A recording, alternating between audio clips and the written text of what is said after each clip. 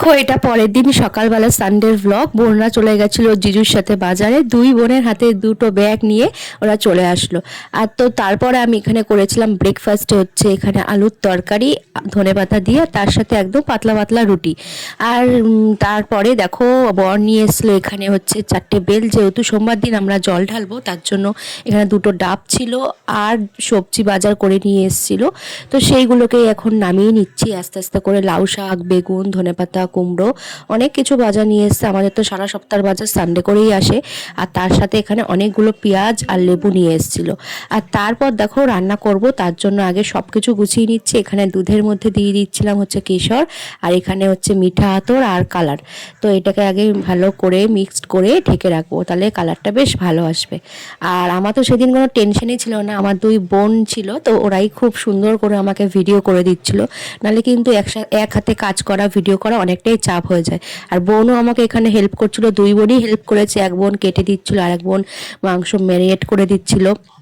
তো অনেকটা কাজ আমার সহজ হয়ে গেছিলো। আর তারপর দেখো এখন ওরা সব গুছিয়ে দেওয়ার পর আমি এখন রান্নাটা বসিয়ে দিয়েছি।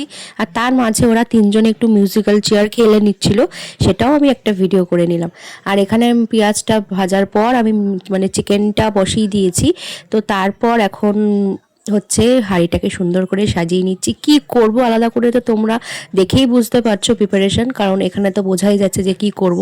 এরমভাবে তো বিরিয়ানি হচ্ছে, আর বিরিয়ানির একটা লেয়ার সাজিয়ে নিলাম আর সেকেন্ড লেয়ারটা এর পরে দেবো। তো বিরিয়ানি মশলা ঘি টি দিয়ে করে নিচ্ছে, আর এখন লাস্ট কালার দেওয়ার পালা।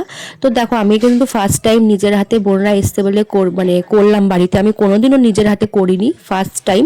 তো ফার্স্ট টাইম অনুযায়ী কিন্তু যথেষ্ট ভালো হয়েছে, আর ভাবতে পারিনি যে এতটা ভালো হবে। আর সবার শেষে এখন দিয়ে দিলাম হচ্ছে খোয়া ক্ষীর আর আলুটা।